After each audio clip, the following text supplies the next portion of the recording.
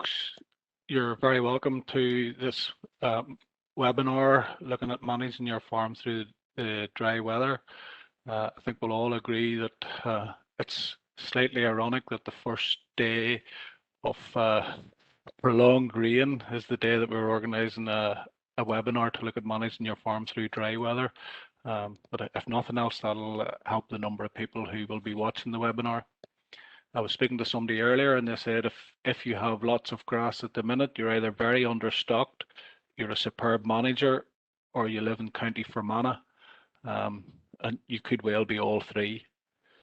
The webinar tonight, as you'll see from the pictures that are on the screen, the webinar tonight, the weather has been challenging for many farms and for the people working on those farms.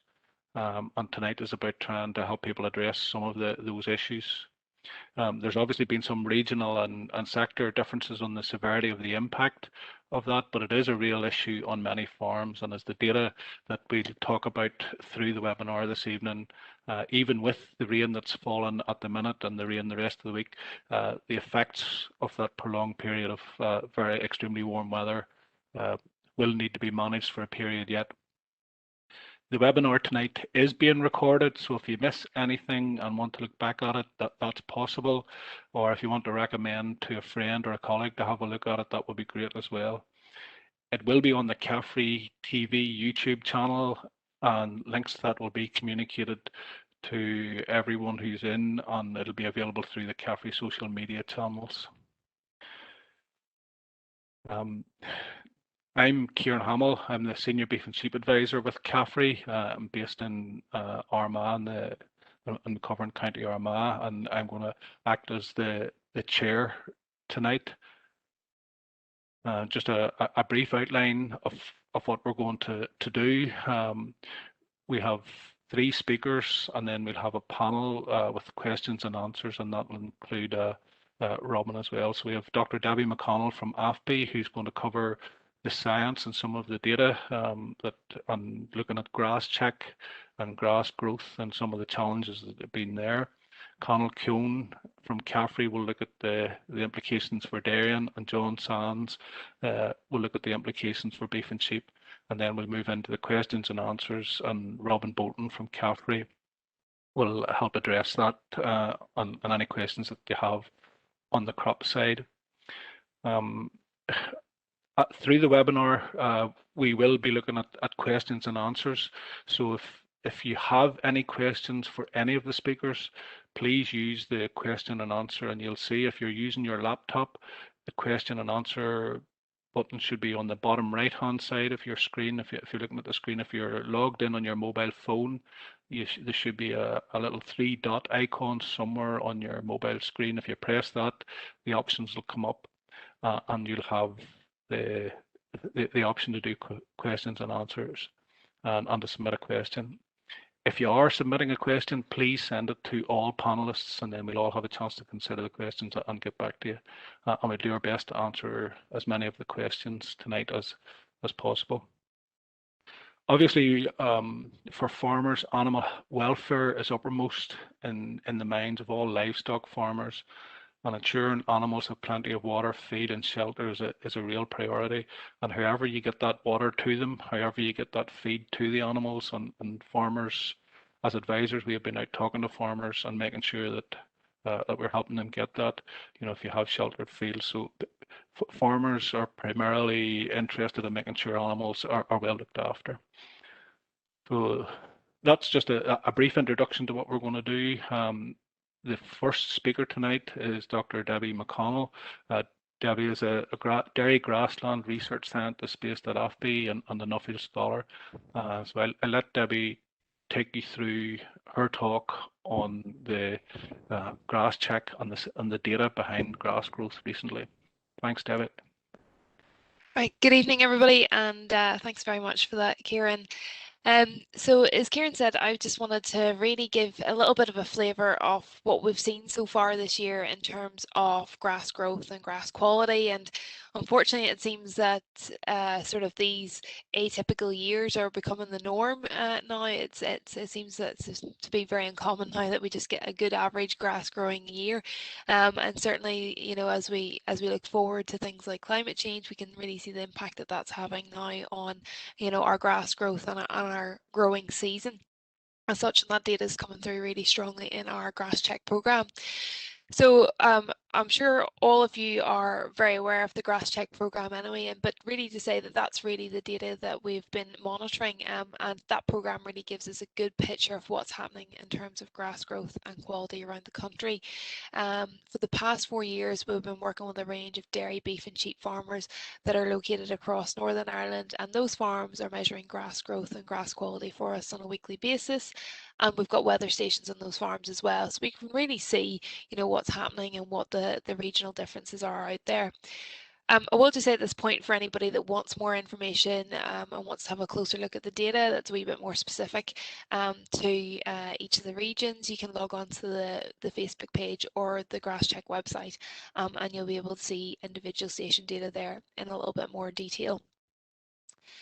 So what we've really seen from the Grass Check programme this year, well, firstly, when it comes to weather, again, we've had a fairly challenging year for us, and a real sort of U-turn in the season already by the time we've reached July. So if we look back to sort of the springtime, really what I suppose stuck out for us in the spring was extremely cold temperatures right the way through March and April, and we've seen on average daily temperatures in the spring about 1.1 degrees Celsius below the long-term average. It doesn't sound like much, but it was enough to set growth back about 3 weeks at the start of the season. And then, as we'll see from the graphs later on, that those low temperatures, particularly hitting in April and in May, really holding growth back quite significantly during what is effectively our peak growing season.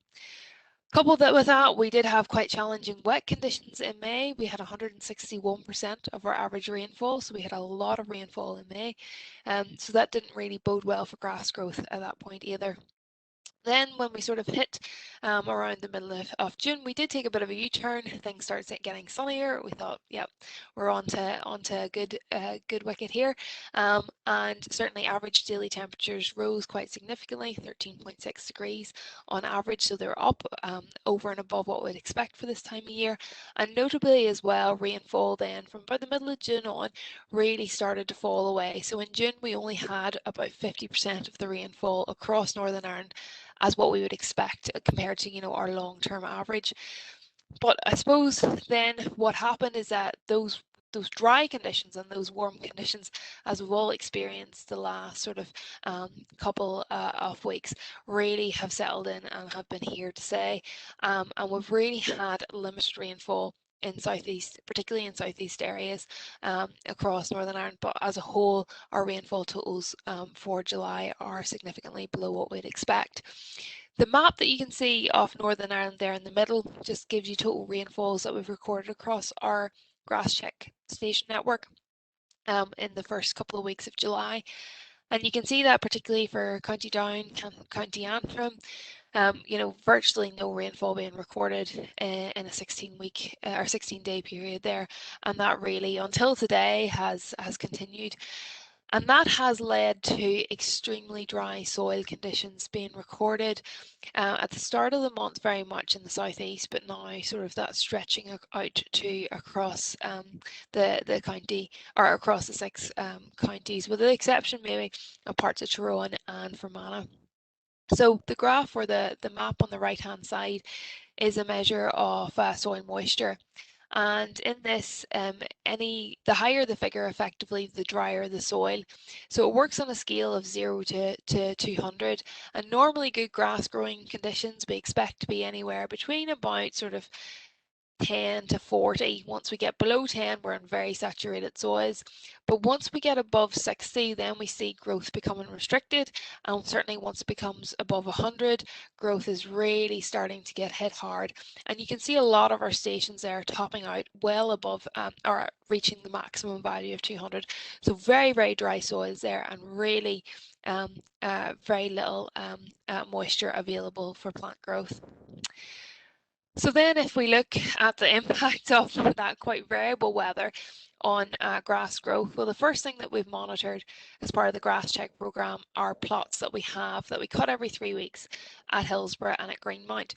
And within these, we keep the nitrogen fertilizer application the same year on year. So we're comparing, we've got a 20-year data set here, and really the only thing that changes year on year is the weather. So what we're seeing here on this graph, and this is our grass growth curve, is really the effect purely of the weather on grass growth throughout the year. Now the blue dashed line is what we would expect. That's our 10-year average growth rate. And our red line is obviously our 2021 grass growth curve to date, and they are quite markedly different. So you can see firstly, we didn't really see much growth until about the third week in March. So we did lose a small bit of growth there early on the season. But really notably, those cold temperatures through April and into May really held off and pushed our peak growth period back until the start of June. So we were really sitting quite significantly below average when it came to spring yields. We were about 33% down by the time we got to the end of May. And that's really important because May actually is when we typically get the biggest proportion of our growth. We get about a fifth of the growth that we have every year in the month of May. So we did lose a fair bit in terms of yield there. Now we did start to make that up again in June as conditions warmed up.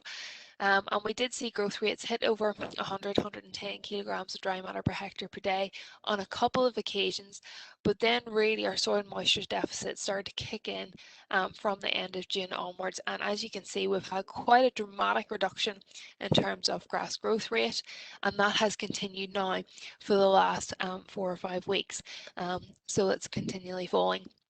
So for where we are at this point in the season, we would normally expect to have yielded 8.6 tonne of dry matter per hectare, and at the minute we're sitting about 6.7 tonnes. So we're down this week, with the latest figures that we've picked up today, we're down about 22% on grass growth, and that deficit does keep widening each week that that red line stays well below our blue line, our 10-year average growth. So that's what's happening on the plots, but actually what's the story out on farm? Well, we have sort of seen a similar picture, certainly for the start of the season, in that all counties sort of responded the same way because we had cold conditions right across Northern Ireland. There wasn't one county that was particularly affected. So the bar graph that's here on the right hand side, we've got each of the individual counties that are there, and then there's a blue line on the very right hand side, and that's our long-term average. So that's what we would expect to see. And really what's notable is that in May our yields were down quite significantly. So on average we lost about 0.65 of a tonne of dry matter per hectare, and all counties were affected at that stage. So we didn't really we didn't get off to a good start, I suppose, with the grass season. When it came into June, we did get a bit of, we did start to hit peak grass growth at that stage, and we did get a bit of recovery, and that was particularly true in the western counties. So Derry, Londonderry reclaimed some of that yield it lost, about 0.4 tonne. Across the counties is averaged about 0.3 tonne of dry matter per hectare. So we did pick up a little bit. So sitting sort of middle of end of June, we weren't too far behind our long-term average in terms of what we'd expect from the farms. But then as growth has really hit, particularly in the southeast, and that's where we're seeing pretty much most of the impact coming, certainly on the data to date. Now, if dry conditions did extend more, and this is really the first week we've seen very high soil moisture readings in the west of the province coming through, but certainly so that we would expect, if dry conditions continued, to see that impact creeping more into the west of the province. But for the moment, what we see to date is that obviously County Down hit very heavily in July there. So yields in total to date, sort of from Fermanagh to Rowan, even Derry, Londonderry, those counties faring not too far behind the long-term average, but certainly County Down down at 6.1 tonne of dry matter per hectare this week. So sitting fairly significantly behind where we'd expect to see. So what we've seen on the plots, certainly that is being echoed, particularly in County Down. And the other thing that we have been monitoring as well is grass quality. And actually what we've seen, and this is the grass quality data from our plots, so we do cut them on a 3-week cycle. That's fairly consistent. You know, there's no impact there of, you know, extending or shortening the rotation. So we are getting a consistent data set. So we haven't really seen too much of an impact on the plots in terms of grass quality. Obviously our dry matter content is rising, and certainly last week recording in excess of 25% dry matter. Group protein has been in general a little bit lower this season, particularly driven by the cold conditions at the start of the season, but not to a point where, you know, we're starting to get worried about it not being sufficient to meet animal demand. And currently last week sitting about 17.9%, so in reasonably good condition, and ME sort of holding with our long-term average of sort of 11 to 11.5 at this time of year. But one of the things that we have really noticed, particularly, and I've just pulled out the data from the last 4 weeks, if you look at the table on the bottom right hand side of the screen, is the really wide variation that we're seeing in grass quality coming through. So we're seeing dry matter swings anywhere of 26 to 11.4%.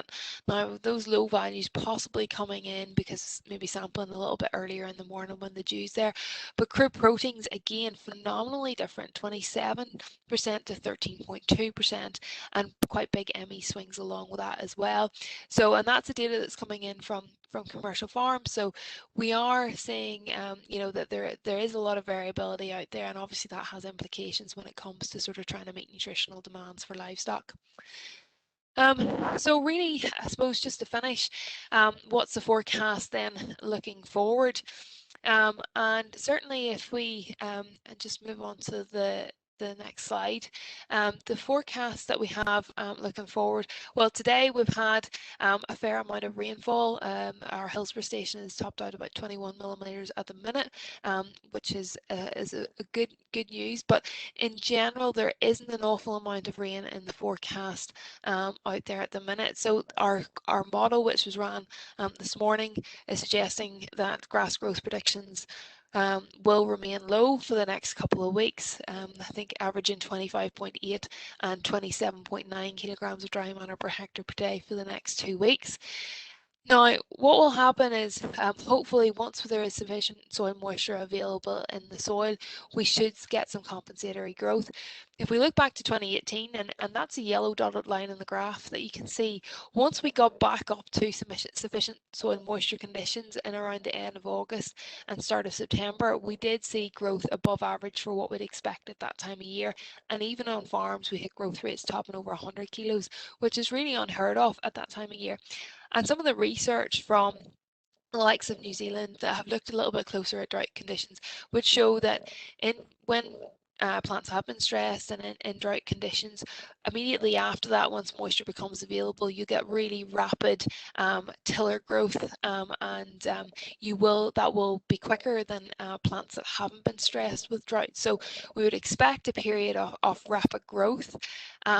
But that won't just come overnight, because we do, as I say, need sufficient soil moisture levels to be there. And if you look at the graph there on the right hand side and that yellow dotted line, really it took from when we hit the lowest growth rate that we seen there in around the second week of July, really it took about 4 weeks before we were getting growth rates that were up close to the seasonal average again. So there is going to be a sort of a bit of time that it takes to get that recovery back up to where we used to be.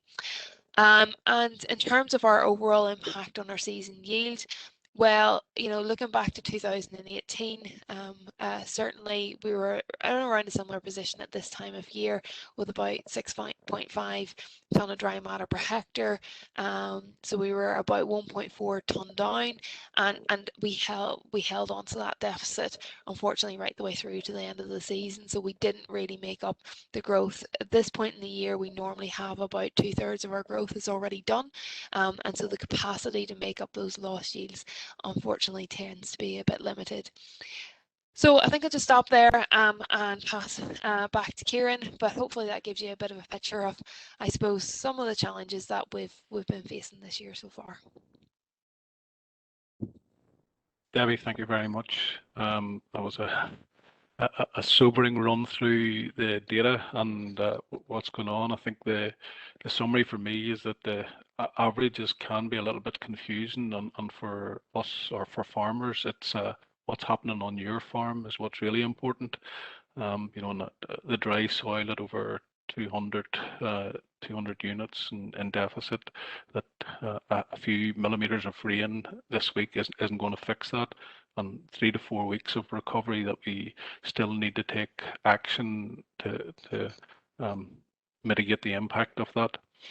The next speaker is Conall Keown. Conall's the Senior Dairying Advisor based in Newton Ards. And Conall's going to take us through some of the things that dairy farmers can do and have been doing to help look after the dairy cows and mitigate some of the issues that Debbie was talking about. So Conall, over to you, please. Thanks, Kieran. Hello, everyone, and good evening. I suppose a lot of people do a rain dance, you know, to get the rain. CAFRE decides to do a webinar, but look, it works, and so we'll have to keep that in mind as the rain has just arrived. But look, I want to talk a wee bit about this whole the conditions, the dry conditions, the soil moisture deficit. Really, effectively, is the key one here, which is having the major impact on grass growth on our dairy farms. So it's effectively holding us back. We'll touch a wee bit on grazing management and I suppose what can we do to manage the grass on our farm, and we'll look at maybe you know, forage supplementation and concentrate and techniques to feed that out to best suit your farm. But look, I'm just going to continue on here. As Debbie was saying there, all the stats are stacked up in our favour at the minute. The rain has arrived, and we're hopefully things will start to move. But in terms of grazing management, our key priority has to be to reduce the daily grass demand on our farms. So normally this time of year, an average target cover per cow would be 150 kilograms of dry matter per hectare.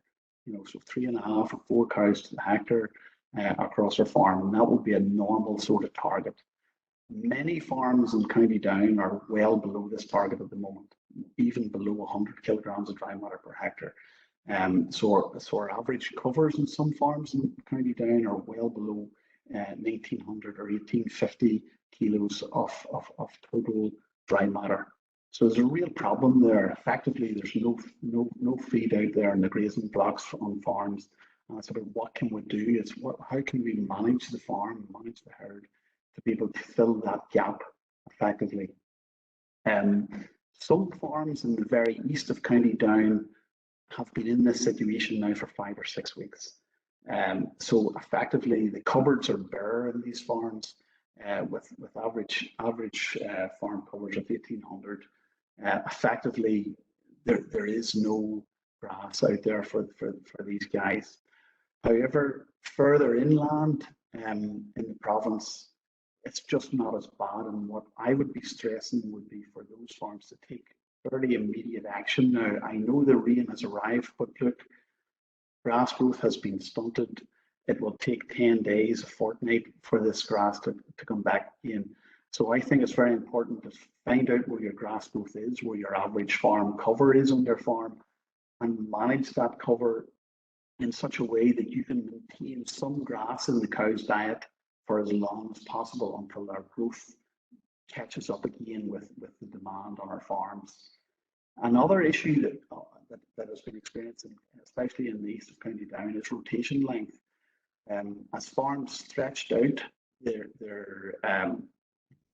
ration, their grass effectively, they maybe went further than a 30-day rotation. And effectively what happened was the grass got very hard, very stemmy, and very undigestible by the cow. So that was a real problem. Created a lot of issues in terms of digestibility for the cows, and also you know, finding something to fill that gap. So reducing the rotation or increasing the rotation length beyond this effectively dramatically reduces grass quality. So not such a good idea.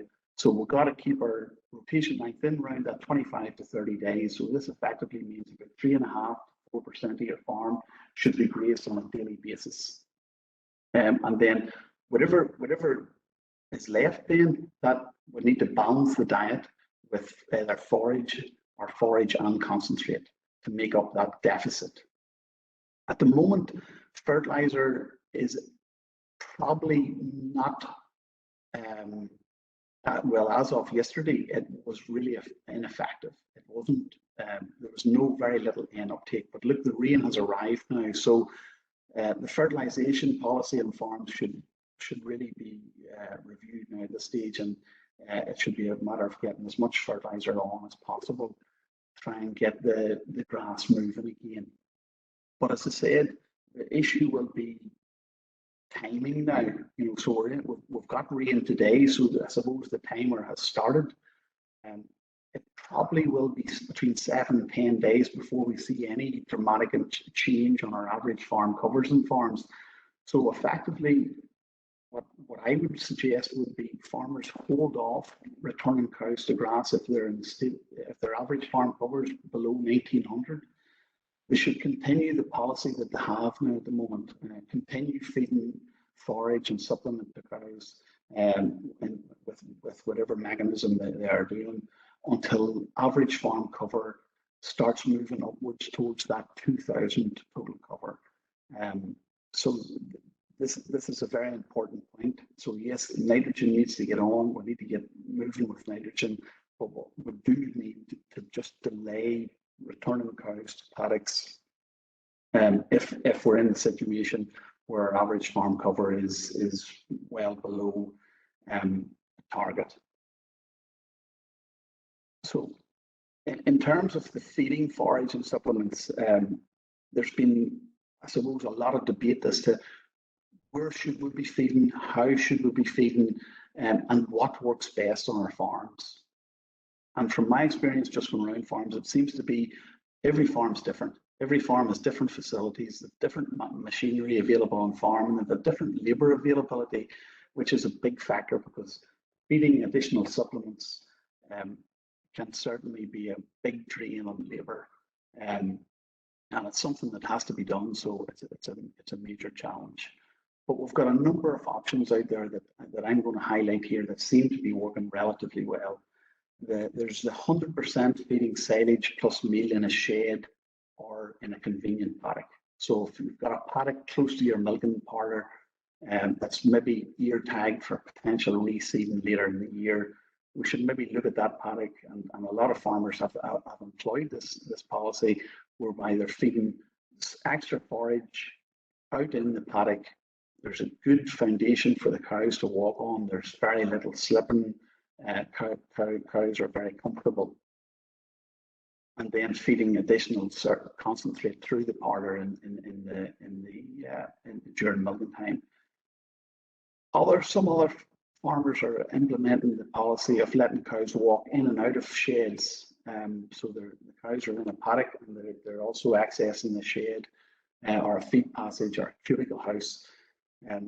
This maybe hasn't worked so well as far as I can see in terms of slippery floors and cows slipping and problems in that respect. And again, it really comes down to having sufficient feed space on the farm to be able to allow the herd to feed. Another option is feeding silage to all the cows in the grazing paddock. So as you're going around your rotation on your farm, allowing the cows access to silage in that paddock, maybe using temporary feed wires, or in some cases, some farms are just putting a line of feed out with a diet feeder, and it's worked extremely well. So as the cows go around the grazing block, use each different paddock to feed out silage, or use mobile feeders in the paddock the cows are in. So based on what grass is in that paddock, then make up the shortfall with forage or a TMR or something in a mobile feeder. And the other option then that seems to also work quite well is the zero grazed option. It started off, I think, suppose it started off where some farms try to walk cows longer distances to areas that would not normally have been grazed. And the first problem was the infrastructure wasn't correct in these areas. There maybe was a limited access to water, and the access or the laneway or the pathway to these paddocks maybe just wasn't up to scratch. And also walking cows longer distances in extreme sunshine, maybe not such a great idea. So this zero grazing seems to have raised its head in terms of bringing fresh grass back to the cows in a building or in a convenient paddock. But again, a wee word of caution in terms of selecting the grass to come back in terms of zero graze grass. It has to be very much based on the pre-grazing cover of that grass. So if the paddock is close to silage stage, it might be best just let that go on for silage. But if it's close to that 3,000 total cover, then it's suitable for zero grazing. And in a lot of farms that was the case in County Down, maybe third cut silage that just was just close to getting cut, but just not there yet. So a lot of that grass has been zero grazed back into cows, and it does work very well. But again, it comes back to facilities, and I suppose look, the feed space is a key here. You know, having sufficient feed space for each cow to access feed without too much bullying seems to be the key for this feeding additional forage and supplements.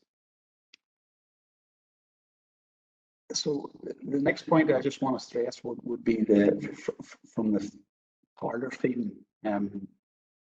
Parlour feeding was probably the primary source of primary mechanism used to address that deficit in feed, simply because it's convenient. But in a lot of farms where the grass situation was pretty dire, the ratio of concentrate to forage became a slight issue in terms of, you know, they were feeding more than 50% of their diet as concentrate, and that can lead to all sorts of stomach problems and health problems in the cows. So not such a great idea. And I suppose this comes back to the original point, is you want to maintain as much grass and grazed grass in the cow's diet as possible, and then go in with additional forages rather than completely topping out and concentrate. Even from a cost perspective, it makes more sense to use up your forages.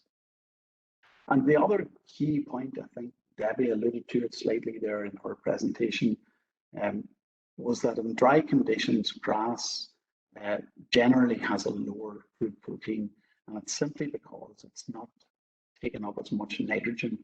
The dry conditions and the soil moisture deficit effectively means that there's no nitrogen uptake in the soil.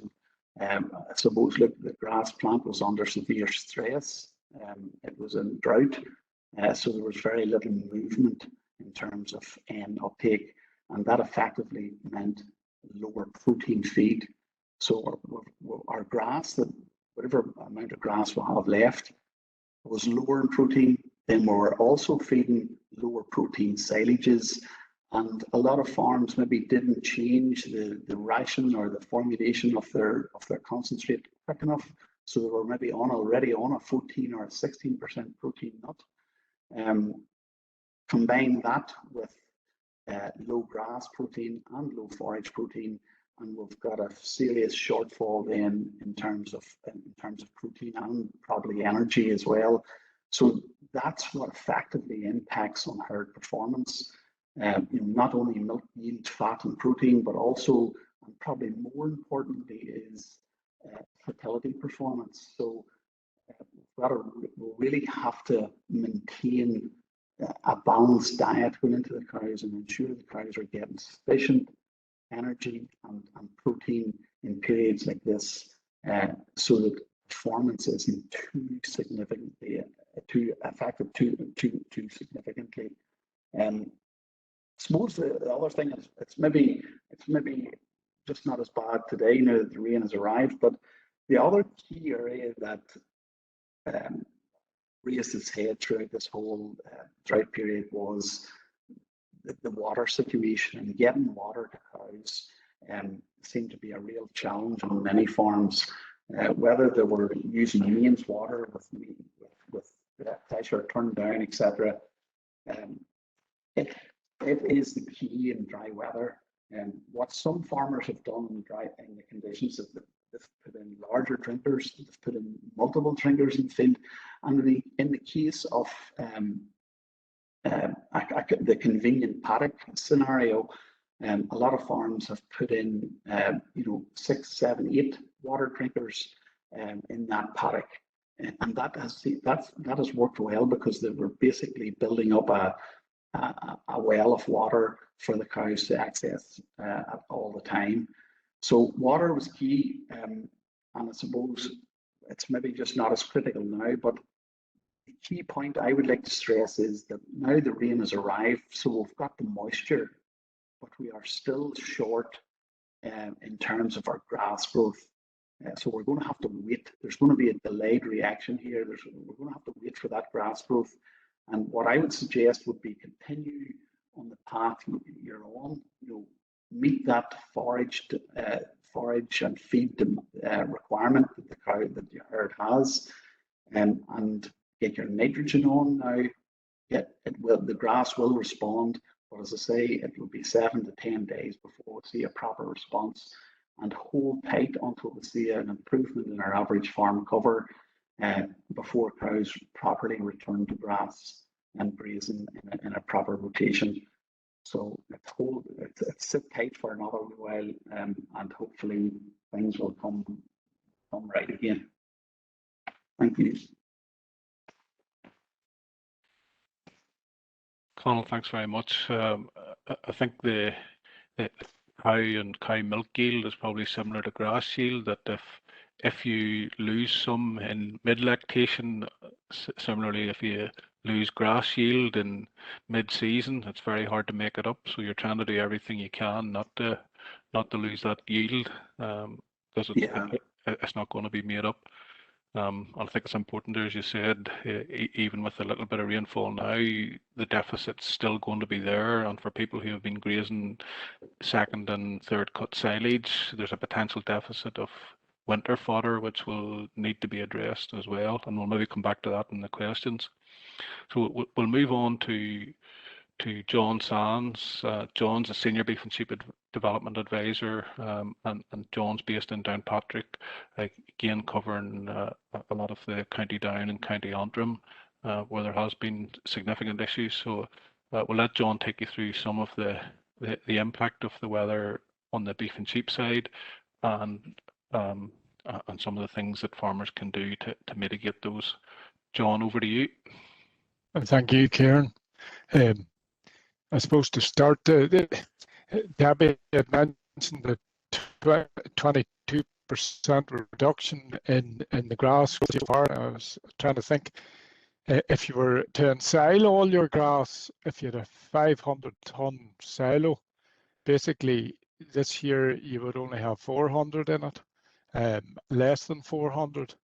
And I think that would be a starting point for a lot of beef and sheep men, if you haven't already done it, would be to calculate out the stock of forage that you have heading towards the winter, because I know I've been out with a few people, a few beef and sheep men, and they're already feeding silage, having to feed silage to the cattle and sheep that are outside, because as Debbie has said, the grass isn't there, it's gone. So supply to meet the demand. So your 500-ton silo might only have less than 400 in it at this point, and here's hoping that we do get a boost. And I know some men haven't got any rain today so far, whereas others have had bountiful quantities of rain has fallen, when for some reason it has missed a few. Livestock performance could be falling with a lot of beef and sheep men, and you don't you don't really see it because a lot of us aren't weighing our stock on a regular basis. So if you take it, your animal that's gaining over a kilo a day on good grass conditions, that animal could be down now to half a kilo in the day. It looks happy in the field, it's drinking plenty of water, but it may not be performing. So the cost of that going down the line, I would estimate, even if it's only dropped from a kilo a day to 0.8, that could cost you 40 or 50 pound an animal when it comes to selling them. Likewise, in terms of the cow side of things, there's an effect on the fertility. There are cows repeating already because for a lot of people this has been the breeding period.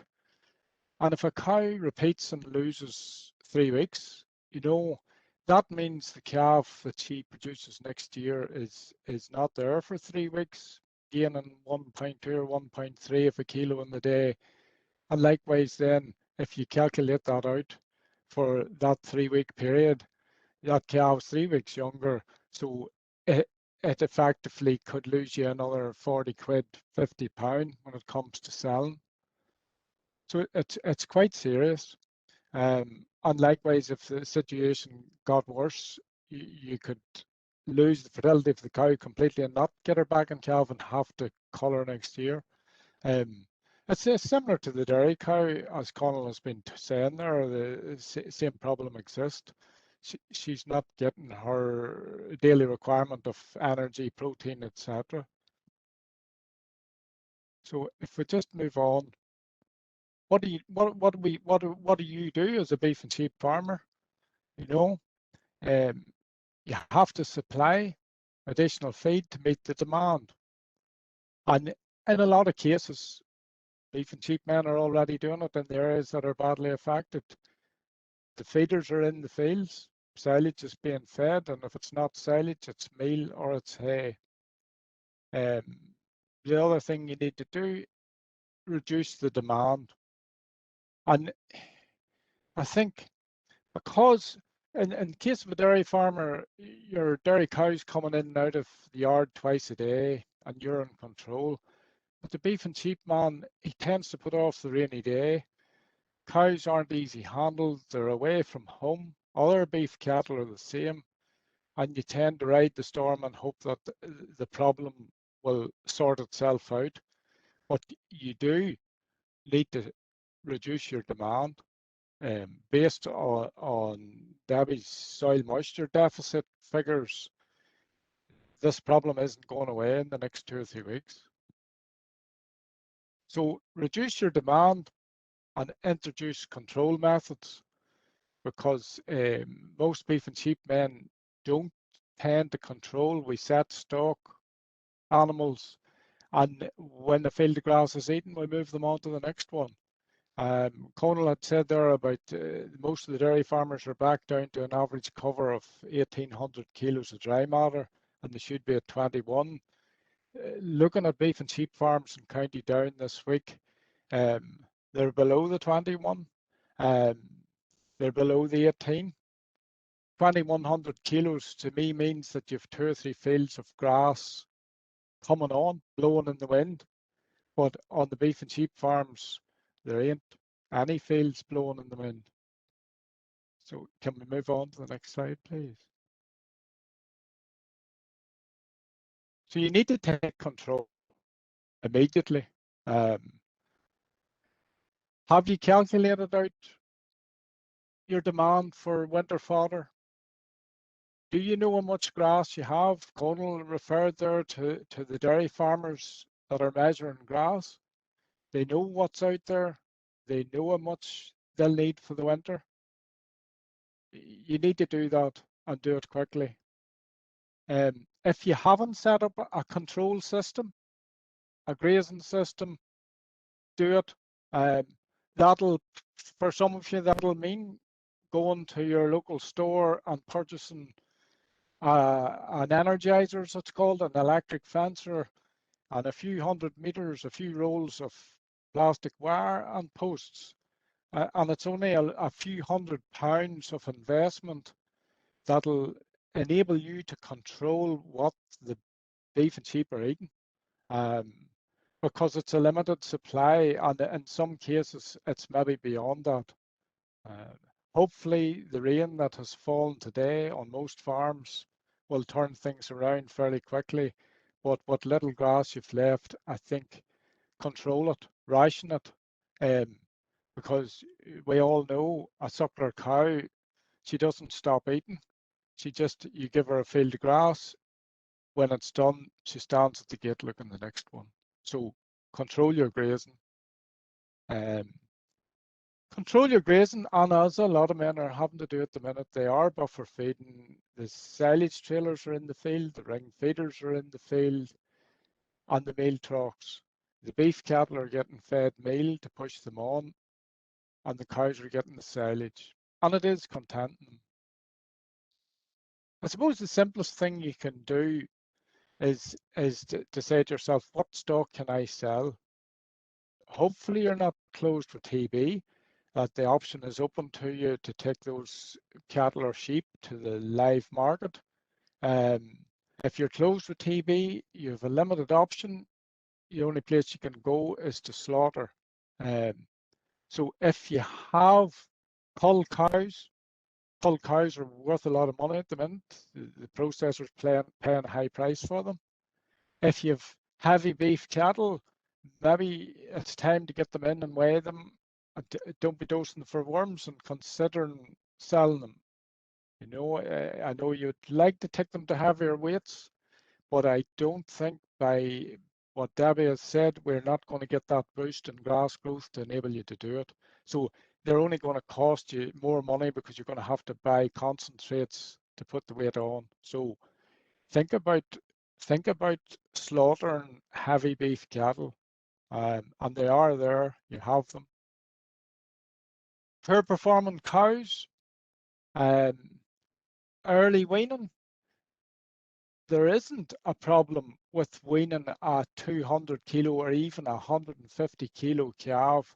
Some of you actually take 200 kilo calves, late born calves, and sell them in the autumn time. So I would seriously think of pulling a few of the heavier calves off at this stage. And then those cows can be fed a maintenance diet, which is half of what that cow needs at the minute to produce 8 litres of milk in the day to feed that calf, which possibly doesn't need it. That calf could be fed a couple of kilos of creep meal, 3 kilos of creep meal, which is going to be a lot cheaper than trying to get forage into the cow. So the cow could be kept in the house on minimal diet, maintenance diet. So consider early weaning and pulling a few cows out of the system. And if needs be, if you haven't done it, scan cows early, and any cows that are not in calf, be ruthless and let them go. And lastly, they're introducing additional grazing. I'd somehow be reluctant to do it. If you haven't done your calculation yet of what you need forage-wise for the winter, I would be reluctant to open the gate into a field of second cut or third cut and let them at it. You may need that. You know, it would be better to go and buy the electric fencing and restrict what they're eating than to push on and eat your winter fodder. So introduce additional grazing if some kindly neighbour has a field that they will to let you graze, but to eat your second cut or third cut at this stage, I wouldn't be keen unless you know how much you need for the winter. Okay, Karen, thank you. John, thank you very much. That was very good, and a good summary. I think there's really two stages in what you were talking about there in terms of planning, you know, so and measuring is getting farmers to understand what they need to do right now, but also understand that what they might need for the winter and what the shortfalls might be then, and that some of the action they need to take immediately will be to mitigate some of the issues for later on in the season as well. So I think that's important, and I think both yourself and Connell outlined some of the actions, and that there are options for farmers to take there, and things that can be done to make sure they're looking at that. Folks, what we might do then is ask all of the panelists, Connell and Debbie and John and Robin, just to come back in, switch on videos and mics, and we'll maybe start some questions and answers. And just there to anybody watching and listening, please do come with any questions that you have. There's a few questions in there that we'll address now, but if you do have any questions, please send them in, and do send them to all panelists. So just remember the question and answer on the right hand side of the screen, just at the bottom, or if you're on the phone, the little 3-dot icon, push it, and you'll have a question and answer option, and please send it to all. So maybe just we've Robin with us, and Robin hasn't had to say anything just yet. Robin Bolton's the senior CAFRE arable advisor. Robin, the situation not possibly as severe on arable farms. Would you like to just say a few words just on some of the issues that the folks are having on the farms, just for a second? Yeah, I mean, I suppose on the arable side, the options maybe to do, sort of have to deal with the weather to an extent. The options to do much about it are probably limited. Like at this stage, the dry conditions, most of the winter barley's are past the post. Quite a lot of them are cut now. Winter wheats, it has probably triggered a bit of earlier ripening. That'll tell in a few weeks' time when we get into cutting those, how much that has impacted yield. Spring barley's, again, depending on how early they were drilled, they're maybe fairly well past the post. So, I mean, irrigation or anything like that, not really an economic option with cereals. So pretty much at this stage, we're sort of dealing with what we've got. On the potato side, I suppose, some people have, and anybody probably that has had access to irrigation equipment have probably been making use of it on the highest value crops over the last weeks already. But as with Northern Ireland, and we don't normally need it, so it's very costly equipment, and those that are at it know it's very costly to run, and I suppose only something to turn to in real emergencies. So I suppose yes, if it's there and it's available, you can make use of it. Just be aware that if you're abstracting out of rivers, that you need a NIA approval on that to abstract out of rivers. Sure. That would be the main thing, I suppose. Rob, just when you're on, one of the questions that might come up, and I know both Debbie and Connell talked about the deficit, but both the actual data and any anecdotal data shows that there's likely to be a shortfall in winter forage. Is there still an option to harvest cereals as silage or crop silage? And if you were thinking of doing that, what would the important factors to consider when making that decision, just from an arable perspective? I suppose yes. As I say, a lot of the winter barley's already, probably too far on for that now. They've either been combined or very close to it. Winter wheats, the sharp heat last week has probably speeded up their ripening process. So a lot of those are getting close to the point now where they will be in the next week or 10 days, probably needing to be whole cropped if that was to be an option. So, I mean, I suppose from the arable people, it provides potentially an extra market. But anybody in the livestock side, as John was saying and Con was saying, it's about doing your fodder budgets, and if you need it, you need to be speaking quickly, because once the ripening process has sort of got beyond the point, like no matter how much rain we get now, it'll not really slow off much. The crops will still go on. The stress in that will initiate the senescence process, and once it's started, actually good growing conditions will nearly just accelerate that, so they will ripen in very quickly now. Sure. Maybe Debbie and Connell, with Debbie first, just a comment on whether you think in silage some winter cereals as crop silage is an option on dairy farms. Yeah, it's certainly an option. there, Kieran, if it adds a bit of extra forage to really bulk up the supplies that are there. I mean, we have mixed reports of silages at first cut. Some people actually harvested fairly good yields at first cut, so silage stocks aren't in bad supply, and certainly some carried over a little bit from last year as well. So, but it does provide a good option there to provide some extra bulk into it, and can be fed quite effectively in the diet. So yeah, something that could be considered. On the ground, Connell, are you seeing that as a potential option for some farmers? Yeah, I am seeing there's a potential option, but the window is, as Robin is saying, is becoming very small, because the dry, especially in East County Down, the dry weather has brought on winter wheat. It's incredible, Robin. I've seen some winter wheat crops. I would nearly guess that they're possibly too far on to whole crop. But I suppose, look, that all depends on what way you're going to process the grain. But I think there are an option. Making up that shortfall in average growth is going to be a real challenge on dairy farms. While a lot of dairy farms have reasonable stocks of forage in their pits at the moment, there still is going to be a shortfall, because we've lost out sort of 5 weeks growth there, I think, and I think possibly could be an option. But again, I suppose, look, it's about prices, isn't it? Sure. There's a number of questions coming through on different themes around nitrogen and fertilizer in general, and we'll try and get through those. So the first question on just on fertilizer is, will there be a carryover? I suppose I'll ask it in two parts, and maybe ask Debbie first.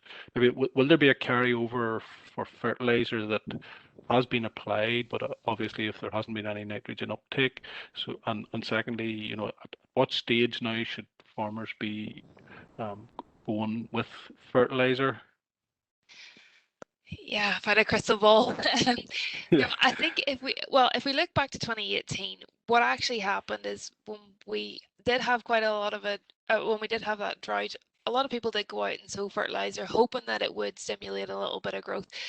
But it actually wasn't nitrogen that was limiting, it was more moisture that was limiting. So when we did see growth return, we actually recorded quite high crude protein levels in our grass, because there was a lot of nitrogen there, because fertilizer had been applied and it hadn't really moved, it hadn't gone anywhere.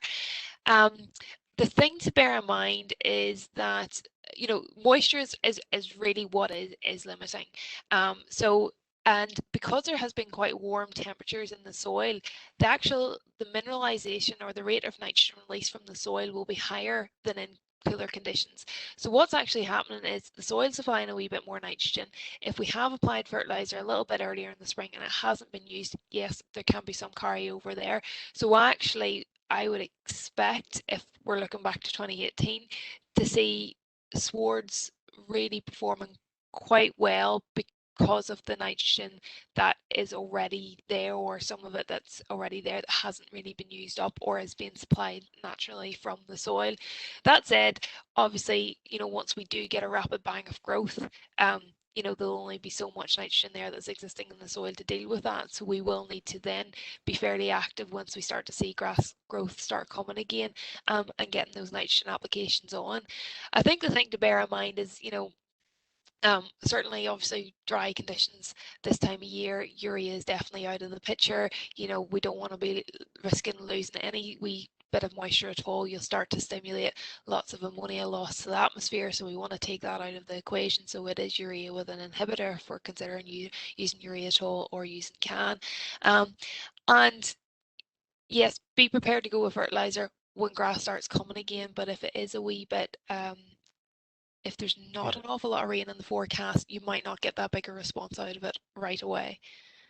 Yeah, and if there is rain in the forecast, Debbie, you'd expect that if you put on a little bit extra fertilizer for those who are going to have a shortfall, maybe for winter forage, looking at putting on a little bit to take either a third cut or a fourth cut, putting on extra fertilizer is likely to grow extra grass, or is it too late in the season for that to be really effective? I think it depends mostly on soil moisture. You know, Okay. when we look back at 2018, there was that real rapid growth there, and we had farms doing over 100 kilograms of dry matter per hectare per day. So you've got to feed the plant.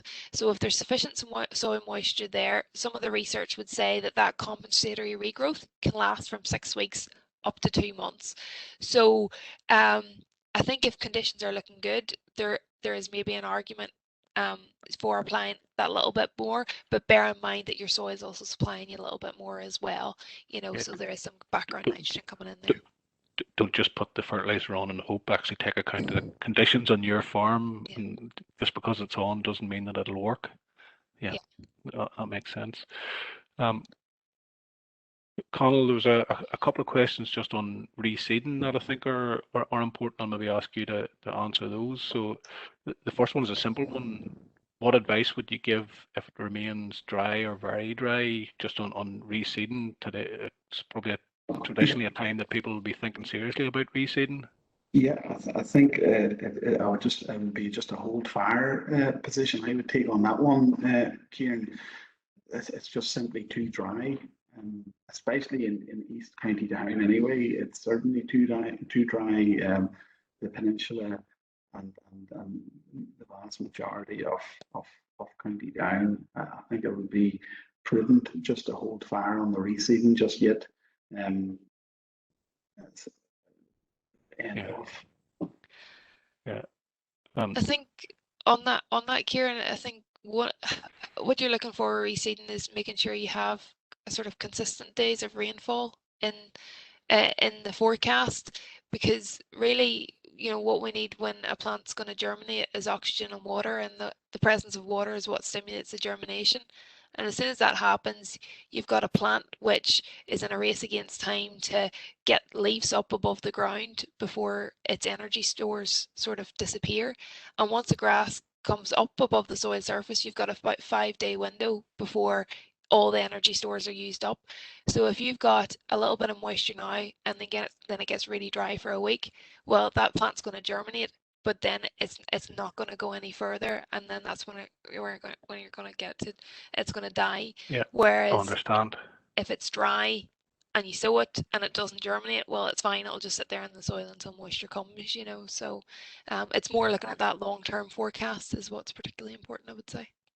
Yeah, so again, just because there's a today and tomorrow are wet, don't just go out and sow if it's going to be dry next week and the following week. That might cause more harm than good. Yeah, understand. John, there's a question in just on flushing ewes at the minute. You know, so there'll be some people, particularly with earlier lambing flocks, that maybe are already looking at putting the rams out.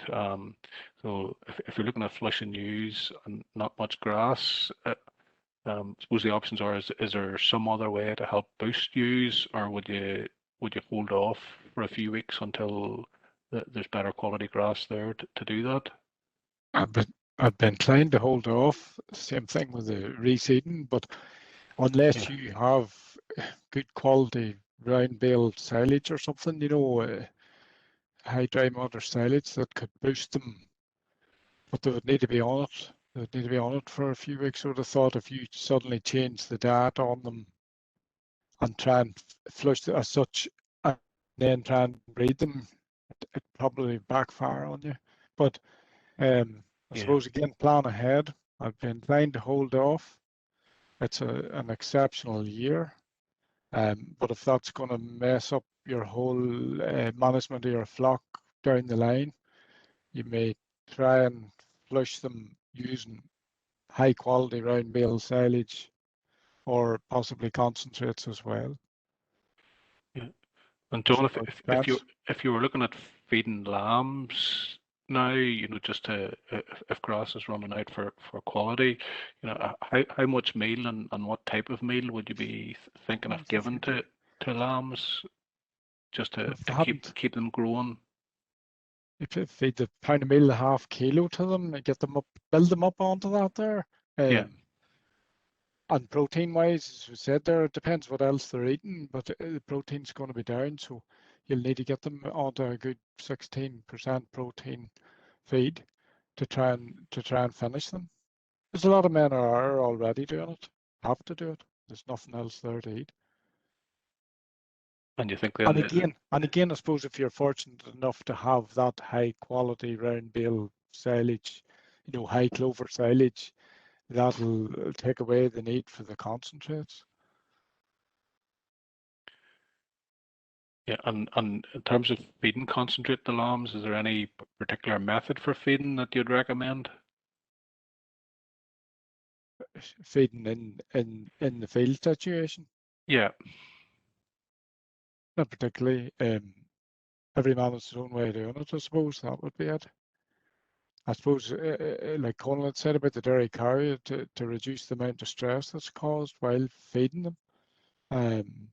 I know that's been talked about today quite a bit too. Water supply alone can cause, if the water supply isn't good, can cause all sorts of stress.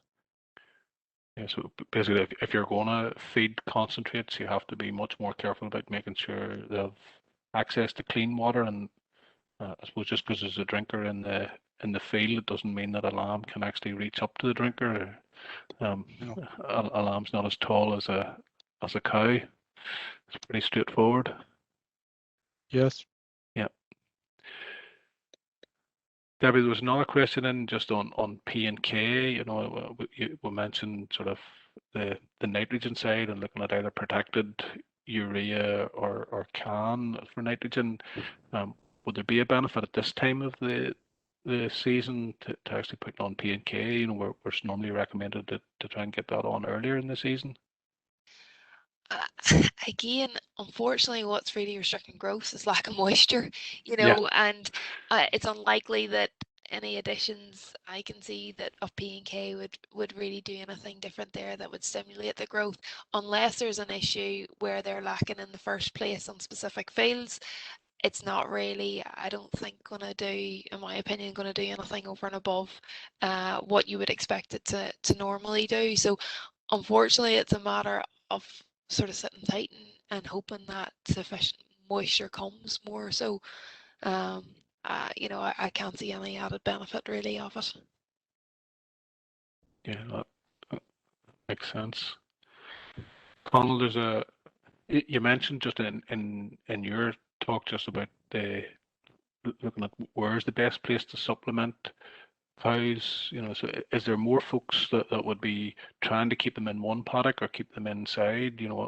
What would the best practice be? Or Generally speaking, it's very much based, Kieran, on how much grass you have. A lot of the farms try their best to stretch their remaining grass out as long as possible. So they implemented the supplementary feed in the paddock system and round their rotation. But whenever that grass eventually run out, it was back to the convenient paddock effectively. And to be honest, the convenient paddock worked much better than the cows going with free access to a cubicle shed, simply because maybe the facilities weren't right in terms of the floor, the grooving in the floor, with maybe limited feed space, etc. So these things all compounded into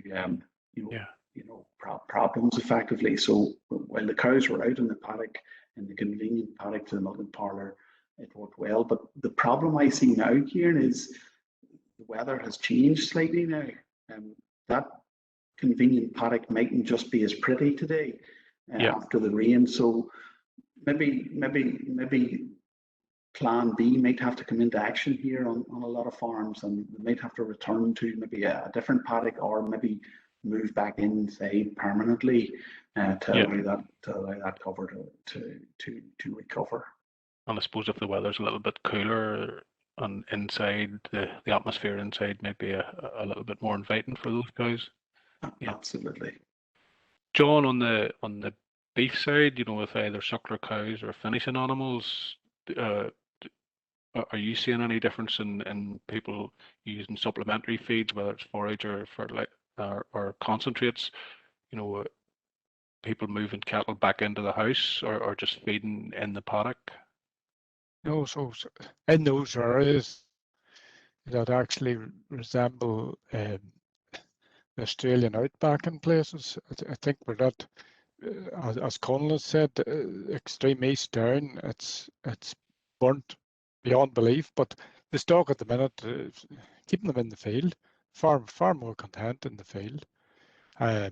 Feeders are in the field with them, but if those people get that 20-25 mils of rain, which I don't think it'll impact on the ground, because I know we had that there a few weeks ago, and so the ground's so dry already that that water will just disappear down into the water table. So I would say it'd be fit to keep them out. Yeah, and that you would The only problem advise that is, as a better option. You'd advise that as a better option, John. Just try and keep the cattle outside and supplement them outside. much healthier option, less chance of pneumonia, etc. setting in. But I suppose the one thing that will dictate it, and I know that's happened already, it depends what you have available. Have you got enough feeders to do it? Have you got enough water drinkers? You know, and as I said, go and buy yourself an energizer and a few posts and wire. You also need to go and buy the water drinkers and the piping to do it, to supply the water supply. So for some men, they might say, you know, I'm not spending £500 or £600 on that there. I'm going to walk these stock into the house. I'll take my chances, whether they pick up, whether they get pneumonia in the house or whatever because it's too warm. Folks, we're about 3 or 4 minutes from the end, so if anybody who's listening has a burning question that they want to ask, you have just a couple of minutes left to submit it, just to make sure we try and cover everything that anybody out there wants to cover. We did speak about the autumn reseeding plan, and one of the questions that we had was, is there, looking at drought and maybe going forward, are there any grass varieties that might have slightly more drought tolerance? Maybe Debbie, you might answer that one if you. So, well, if you're looking at, I suppose, at what's available at the minute, there are, in terms of species, obviously there are species out there that have that deeper rooting capability. So that's where the multi-species swords, I suppose, are getting a particular bit of interest this year. So the likes of chicory, including it in mixtures because of the deeper rooting capability. But if we want to stay more closer to actually, you know, perennial ryegrass, there is 1 or 2 festivaliums on the market now. They're a cross between a perennial ryegrass and either it can be a tall fescue or a meadow fescue, and tall and meadow fescues would tend to have deeper rooting structures and be more drought tolerant. Now there's only a couple of those I think available on the market at the moment, but you know, it is an emerging area in terms of grass breeding to try and get varieties with some of these traits, you know, that will give us more tolerance to drought. So yeah, 1 or 2 out there at the moment. I suppose I could, if I could come in there, Sure, John. I viewed a couple of swords today, a red clover, a sword of red clover that had only in a drought-stricken farm, and the red clover streets ahead, and the herbal the same. You know, very impressive, and you would think to yourself, yeah, needs to be considered going down the line if you happen to be on that sort of dry soil that's prone to drought conditions. Yeah, I think maybe the summary, the practical summary right now, you know, is that there's still a little bit of research to be done to make sure that that those are the right options for farms, and maybe other considerations. And maybe probably some of that research is ongoing at the minute, certainly on the multi-species swords. There's still a bit of research to do before you would call it a mainstream option for all farms. Yeah, I think it's an area that's had a lot of interest the last couple of years, and University of Reading, UCD in Dublin, ourselves here, there are quite a few different research organisations now working on it to see, how suitable are they, how well do they work within a sort of even Northern Ireland conditions and different soil types, and what's the nutritive value, how do we manage them in terms of what rotation length, what's the grass quality or the forage quality we can expect. So there's so many questions to be answered there just about basic management and what these swords can do. So it is underway, but like anything, this is sort of, it's research that needs to happen over 3 or 4 years where we put these swords through conditions like we've seen this year, and those really wet conditions that unfortunately will likely come as well within the not too distant future. Folks, it's just past 9:15, and we plan to finish up at 9:15. So if none of the panelists have something else that they want to say, and maybe just do a quick summary and thank you, and we'll finish there. Just for me, the summary is pretty straightforward. The weather has always, and it'll continue to provide challenges for farmers, and as we've seen from what Robin and Connell and John have said about what's going on out on farms that we're dealing with, farmers are managing productive and profitable livestock enterprises and arable enterprises through all those challenges, and continue to meet those challenges, with the health and welfare of the animals that they're looking after being uppermost in their minds. I think all of the speakers have gone through some of the actions that you can take, and being prepared, making the assessments for where you are now, how much grass you have, what fodder might be available for you, getting the immediate situation sorted out, for the next day, then looking at the next week, the next month, what happens when the rain comes, and then looking forward, through the winter, have you enough for March and April next year? Will you need it? So I think the most important thing is that you on your farm, so it doesn't matter what the average is, it doesn't matter what's happening in Fermanagh or Tyrone, if you're in County Down, or if you're in County Antrim or County Armagh, wherever, assess the situation on your farm and do take action. Please phone one of the CAFRE advisors, or phone somebody, if you need to discuss the practical options that might suit your farm. But I think that's the important thing, is to take action. And there are a series of press articles that have been going to the press last week and this week and before that as well, outlining some of what we have talked about tonight. So do read the farming press. There's articles there.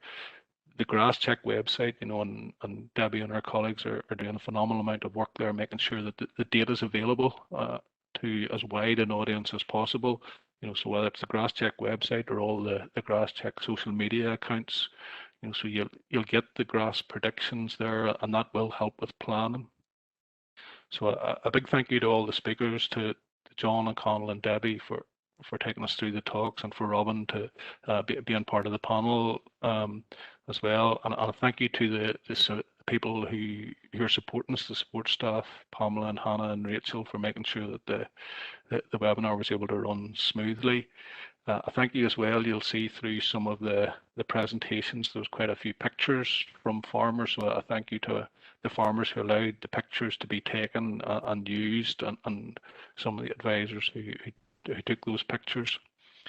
Thanks to yourselves for taking the time to log in tonight and listen to us, and for submitting those questions and being part of making this what we hope will be a useful webinar. So if you want to look back through it, just to remind you that as it is being recorded, and you will be able to see it again.